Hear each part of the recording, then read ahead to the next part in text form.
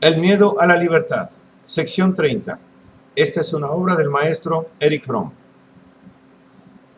A todos estos factores debemos agregar otro.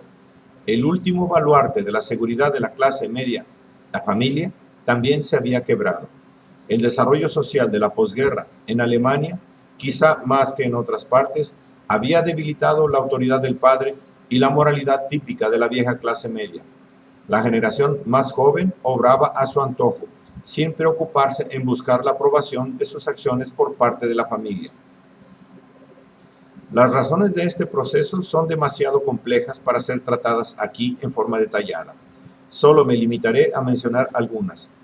La decadencia de los viejos símbolos sociales de la autoridad, como el Estado y la monarquía, afectó la función de las autoridades individuales representadas por los padres. Si daban muestra de debilidad aquellos poderes que sus padres les habían enseñado a respetar, entonces también estos carecían de prestigio y autoridad.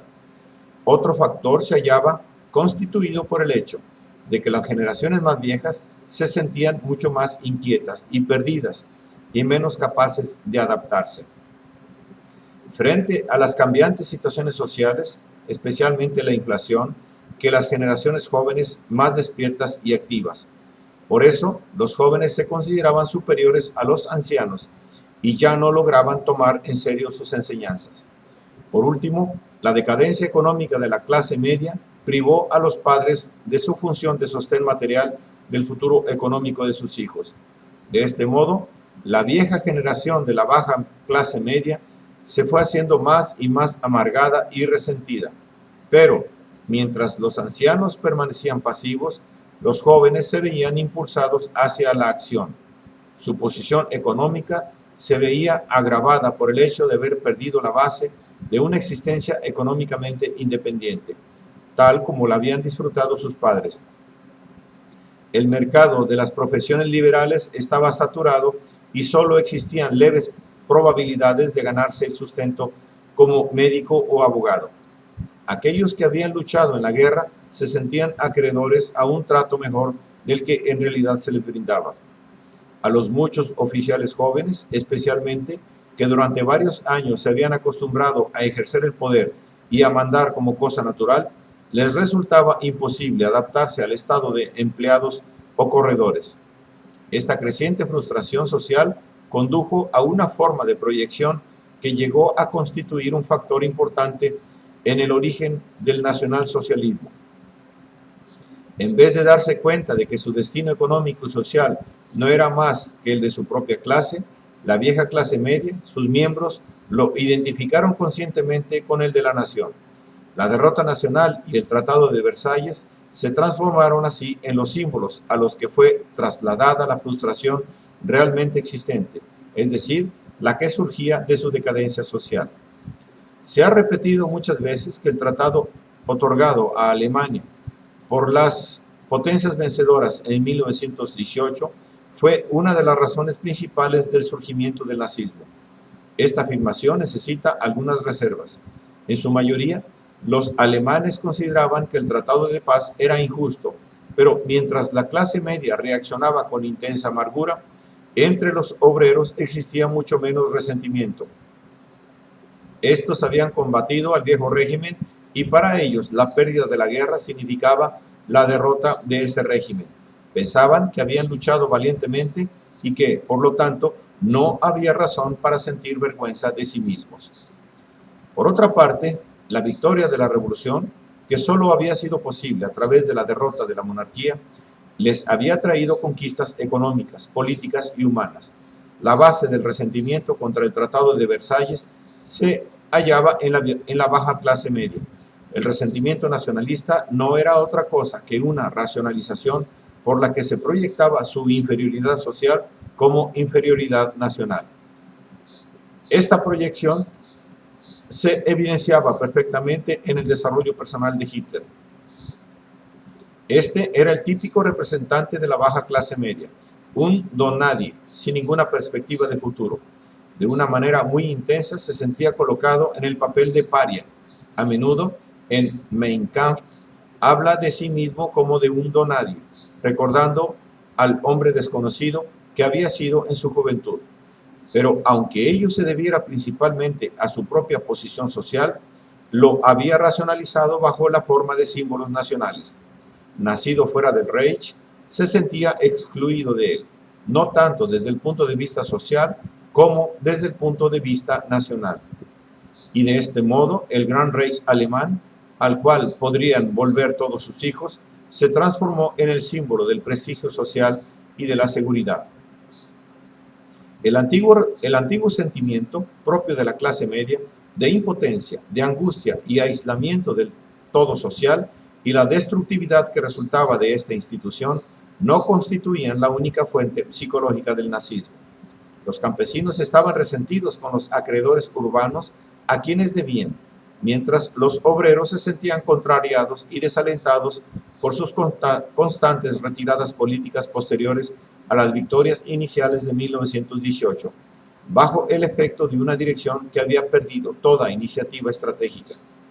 La gran mayoría de la población cayó presa del resentimiento, de insignificancia individual y de impotencia que hemos descrito como típico del periodo del capitalismo monopolista en general.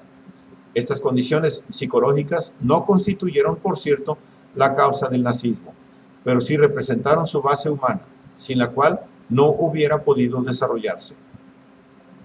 Por eso, un análisis de todo el fenómeno del surgimiento y la victoria del nazismo debería considerar tanto las condiciones estrictamente políticas y económicas como las psicológicas.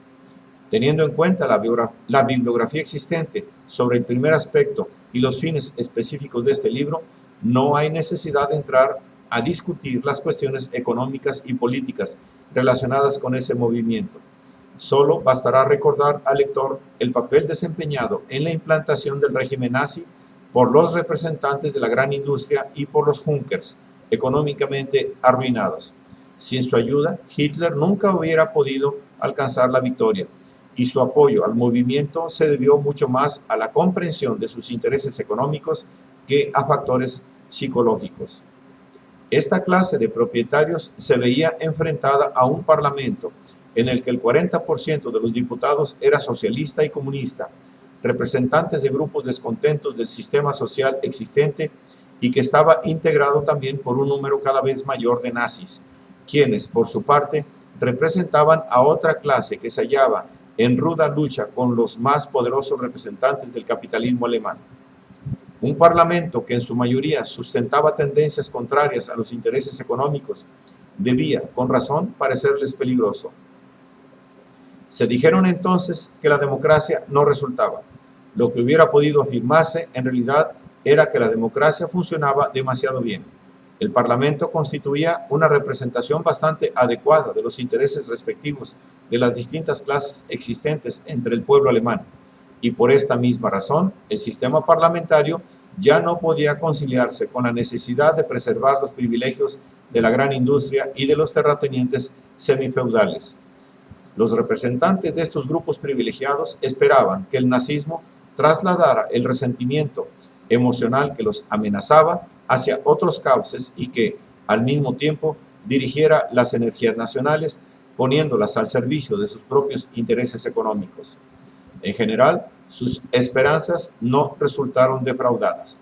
En verdad, se equivocaron en ciertos detalles. Hitler y su burocracia no se transformaron en instrumentos a las órdenes de los Thyssen y los Krupp, quienes, por el contrario, debieron compartir su poder con los dirigentes nazis y a veces hasta sometérseles. Pero, aunque el nazismo, desde el punto de vista económico, resultó perjudicial para todas las clases, fomentó en cambio los intereses de los grupos más poderosos de la industria alemana. El sistema nazi es una versión perfeccionada del imperialismo alemán de preguerra, que volvió a emprender su marcha desde el punto en que la monarquía había fracasado. Sin embargo, la República no interrumpió realmente el desarrollo del capital monopolista alemán, sino que lo fomentó con los medios que se hallaban a su alcance. En este punto surge una cuestión que, por cierto, habrá de presentarse al espíritu de más de un lector. ¿Cómo pueden conciliarse la afirmación de que la base psicológica del nazismo se hallaba constituida por la vieja clase media, con aquella otra según la cual el nuevo régimen funcionaba en favor de los intereses del imperialismo alemán? La contestación a esta pregunta es, en principio, la misma que fue dada con respecto a la función de la clase media urbana durante el periodo del surgimiento del capitalismo. En el periodo de la preguerra, en el periodo de la posguerra, era la clase media, especialmente la baja clase media, la que se sentía amenazada por el capitalismo monopolista. Su angustia y por lo tanto su odio tomaron origen de esa amenaza. Se vio lanzada a un estado de pánico, cayó presa de un apasionado anhelo de sumisión y al mismo tiempo de dominación con respecto a los débiles. Estos sentimientos fueron empleados por una clase completamente distinta para erigir un régimen que debía trabajar para sus propios intereses. Hitler resultó un instrumento tan eficiente porque combinaba las características del pequeño burgués, resentido y lleno de odios, con el que podía identificarse emocional y socialmente la baja clase media, con las del oportunista, dispuesto a servir los intereses de los grandes industriales y de los Junkers. Al principio representó el papel de Mesías de la vieja clase media, prometiendo la destrucción de los grandes almacenes con sucursales, de la dominación del capital bancario y de otras semejantes. La historia que siguió es conocida por todos. Estas promesas no fueron nunca cumplidas. Sin embargo, eso no tuvo mucha importancia. El nazismo no poseyó nunca principios políticos, económicos genuinos. Es necesario darse cuenta de que en su oportunismo radical reside el principio mismo del nazismo. Lo que importaba era que centenares de millares de pequeños burgueses que en tiempos normales hubieran tenido muy pocas probabilidades de ganar dinero o poder, obtenían ahora, como miembros de la burocracia nazi, una considerable tajada del poder y prestigio que las clases superiores se vieron obligadas a compartir con ellos. Los que no llegaron a ser miembros de la organización partidaria nazi obtuvieron los empleos quitados a los judíos y a los enemigos políticos. Y en cuanto al resto, si bien no consiguió más pan, por cierto, logró más circo.